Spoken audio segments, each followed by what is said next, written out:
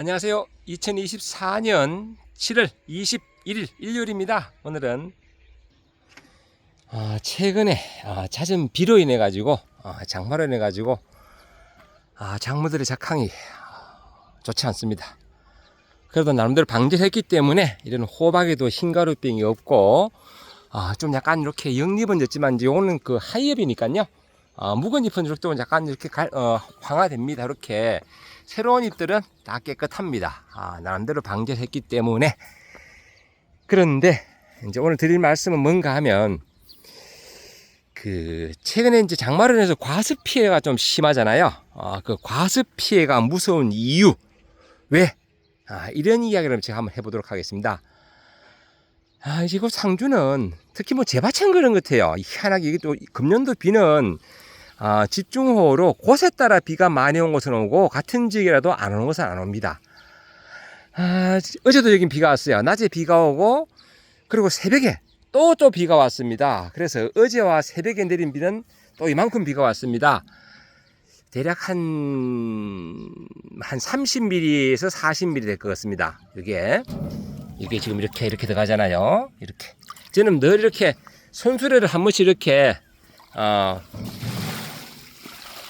놔두고 또 비가 얼만큼 오는지 한 수량을 봅니다. 왜냐하면 이 정도 방금 비온 이 정도 비만 해도 가뭄시 해갈될 정도의 비입니다. 30mm나 40mm 비가 온다. 우리가 보통 가물 때 비 한 3, 40mm 오면 좋겠다라고 생각을 하잖아요. 근데 이곳은 거의 매일 이렇게 비가 온다. 심각한 문제죠. 그러다 보니까 감나무 뭐 이런 불벨이 마찬가지고요. 과수, 채소 이런 복분자 할 것 없이 과습 피해는 심각하다. 자, 그러면 왜 과습 피해가 심각한지 한번 제가 원리적으로 식물 생리적이나 뭐 비료 아니면 병해 이런 부분 한번 제가 말씀드려 볼게요. 예를 들어서 이제 과습하게 되면 물이 많다는 겁니다. 여기 지하부에. 그러면 일단은 뿌리가 멀리 안 가도 수분 섭취가 가능하다. 즉 뿌리는 멀리 가야지 주변에 있는 비료분도 흡수를 하거든요. 하지만 굳이 멀리 갈 이유가 없다. 근데 이 기간이 과습한 기간이 길어질수록 멀리 못 간다. 왜? 근처에서만 충분히 물을 먹기 때문에. 또 다음은 토양에는 삼상이라고 합니다. 고상, 액상, 기상 해가지고 고상은 우리가 흔히 말하는 흙입니다. 액상은 수분, 토양 용수량, 토양 함수량, 뭐 위조 계수량 이런 여러 가지 뭐 말들이 나오는데 어떤 수분 그걸 액상이라고요. 그리고 기상 즉 공기층입니다. 가장 건전한 것은 고상 즉 흙이 50 내지 60% 그리고 공기층이 한 25% 내외 그리고 물 수분이 25% 내외 이 가장 이상적인 건데 문제는 비가 오게 되면 이 고상은 큰 변화가 없습니다. 흙은 변화가 없는데 공기층으로 뭐가 들어가느냐 수분이 들어감으로 해서 뿌리도 호흡을 해야 되는데 뿌리가 숨을 못 쉬는 거예요. 그래서 숨을 못 쉬게 되면 뿌리는 늘 하얗게 새뿌리가 나고 묵은 뿌리는 죽고 또 새뿌리가 나고 해가지고 그렇게 뿌리는 활동을 하는데 늘 새뿌리가 납니다. 이 식물도 자꾸 새로운 세포를 만들듯이 이렇게 잎을 만들고 새로운 세포를 만들듯이 뿌리도 자꾸 그런 뿌리를 새로운 뿌리를 만들어야 되는데 이 호흡량이 부족하다 보니까 억지로 살고 있기 바쁘다. 그래서 뿌리도 멀리 못 가고 새뿌리도 신장 못하는 상황에서 이제 과습하게 되면 결국 지하부가 발달이 안 된다. 늘 TR율 즉 지상부와 지하부는 1대1로 바란스가 같아야 되는데 장기간 과습한 상태로 되면 지하부가 발달 안 되는 상황에서 나중에 이렇게 이제 잎들은 결국은 충분한 비료를 흡수 못하니까 약해지죠. 그러면 또 우리는 또 거기다 뭘 하느냐? 그런 빨이 약하네 하면서 또 비료질까지 하거든요. 자, 비료질을 하게 되면 똑같은 원리입니다. 비료를 가까이 뿌려놨기 때문에 뿌리가 굳이 멀리 안 가도 여기에 다 비료가 있거든요. 그럼 뿌리가 멀리 갈 이유가 없습니다. 여기에 다 비료들이 있기 때문에 그러면 또 지하부가 멀리 못 가고 근처에서만 뿌리가 나와가지고 비료를 먹고 있다. 즉 누워서 크는 콩나물도 살고 있듯이 즉 계속 물을 주면 굳이 멀리 갈 이유가 없거든요. 비료를 줘도 마찬가지고. 그래서 뿌리가 약해진다. 그러면 이제 곧 장마가 끝납니다. 물론 좀 그 태풍 소식도 있는데, 그러면 이렇게 지상 부위에 있는 과수, 뭐 감, 사과, 배, 복숭아 다 마찬가지입니다. 복숭도 과습하면 나무 죽거든요. 그 원리가 뭔가 하면 이렇게 이제 그 장마채도 잎은 무성하게 자라거든요. 이래 자라는 잎들이 잎 뒷면을 통해서 정산작용을 합니다. 즉 뿌리에서 물을 흡수해서 기공을 통해서 물이 빠져나가는 그런 현상이 정산작용인데요.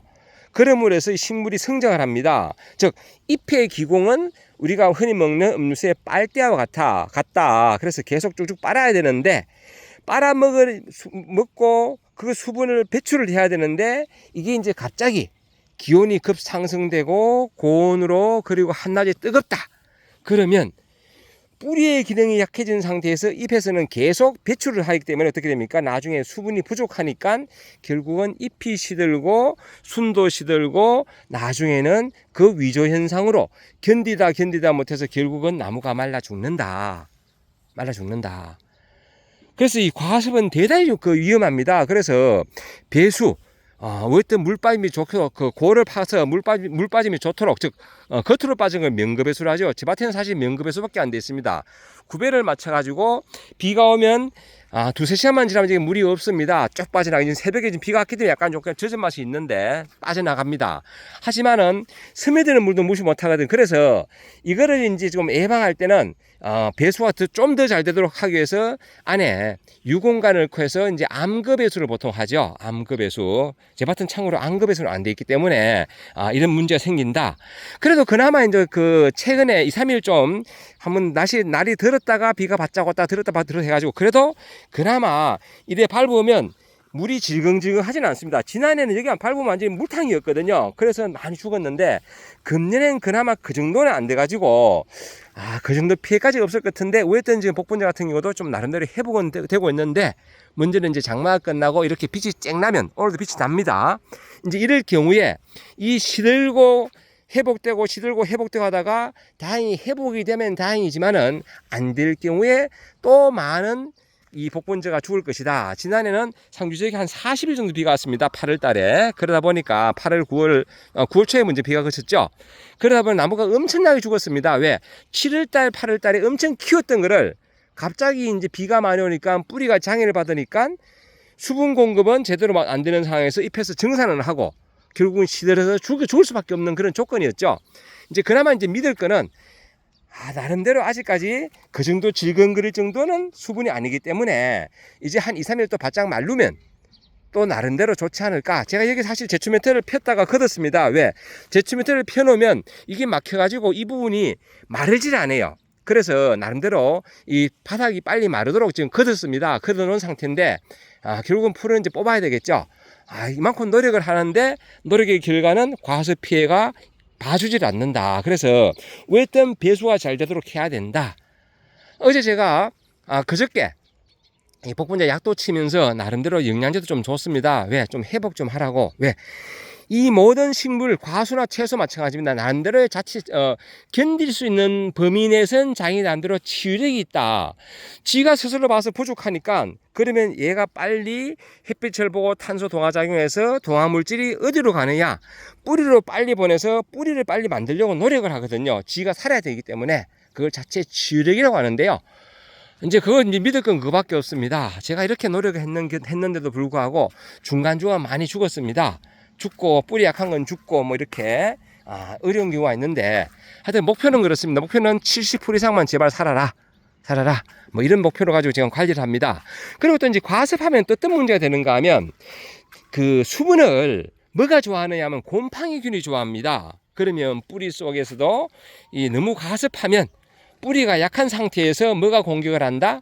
곰팡이균이 공격을 합니다. 그러면 뭐 뿌리 썩은 병이라든지 각종 병들이 많이 와요. 당시 그런 심각한 문제죠. 이게 참고로 죽은 부위에 이렇게 제가 이 자투리 공간 그냥 비워두기 그래가지고 이렇게 대파를 심었습니다. 어쨌든 뭐라도 먹어야 되잖아요. 어쨌든 좀 노력하면 이런 자투리 공간, 어차피 죽은 자리, 봄에 죽은 자리는 이렇게 제가 옥수수를 심어서 옥수수를 키우고 있고요. 그리고 또 최근에 또 죽은 자리는 이렇게 제가 대파를 심었습니다. 또 세력이 약한 부위, 어차피 요 부분 이제 죽을 것 같아요.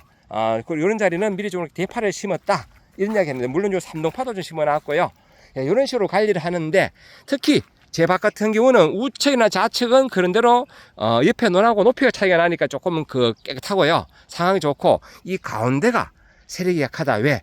가운데는 아무래도 습하거든요. 그리고 제 밭 같은 경우는 이렇게 좌우, 동서남북 좌우에 전부 다 논입니다. 논 사이에 밭이 있기 때문에, 원래 여기 논이었어요.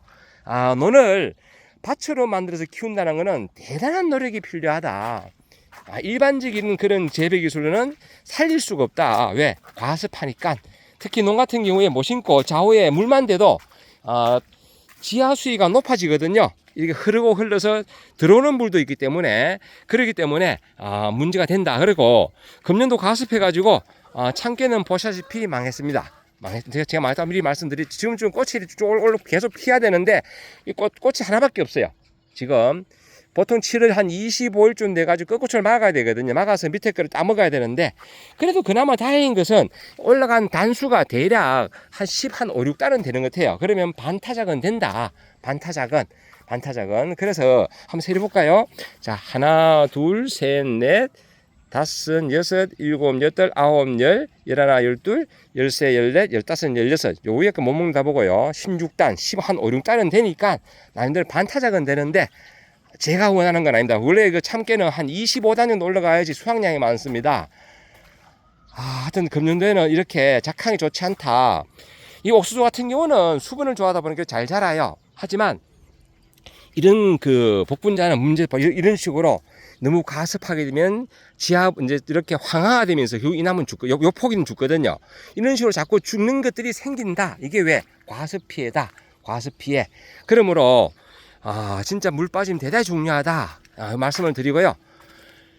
이렇게 우측은 이렇게 잘 자라잖아요. 이게 이쪽은 논하고 높이가 있으니까 잘 자라는데, 점점 이렇게 두 번째 줄도 잘 자라지만 갈수록 안쪽이 세력이 떨어진다. 이게 뭐냐? 바로 과습 피해입니다. 과수도 마찬가지고, 그러니까 배수 관리가 잘 되도록 좀 신경 써 주셔야 된다. 감나무나 뭐 이런 것도 중간에 월등 고를 타거나 해서 물 빠짐이 최소한 명급에서라도 잘 돼야 된다. 그래야지 많이 먹을 수 있거든요. 그래야지. 하여튼 그렇게 오늘 제가 이렇게 과습 피해 왜 무서운가? 이런 이야기 해봤습니다. 과습 피해. 물론 지상부도 과습하면요, 병이 많이 옵니다. 탄저병, 고추 탄저병도 다습할 때 좋은 다습이거든요. 그리고 녹균병도 좋은 다습. 그러니까 대단히 중요하다. 그리고 도열병 같은 경우는 또 고온 다습 논에, 이렇게 습기라는 거는 곰팡이균이 좋아하다 보니까 병을 불러일으킨다. 이런 말씀을 드려봅니다. 하여튼 지금 참깨도 제가 노력해가지고 그놈대로 아직까지 이렇게 흰가루병도 없습니다. 어제도 약을 쳤어요. 또 이제 비가 그치니까. 그러니까 제 나름대로 하여튼 살리보고 좀이라도 건져보려고 노력을 한다. 즉 노력의 결과는 거짓이 없기 때문에 완전한 그 풍작은 아니더라도 나름대로요, 그런 결과를 얻기 위해서 노력을 한다. 지금도 이제 이렇게 복분자밭을 관리하러 나왔는데요. 하여튼 비 피해 최소한으로 줄이시고 나중에 웃을 수 있는 그날, 건강 웃음이 함께하는 그날 되시기 바랍니다. 감사합니다. 또 오랜만에 우리 빛을 보니까 기분은 좋습니다. 늘 좋은 날 되십시오.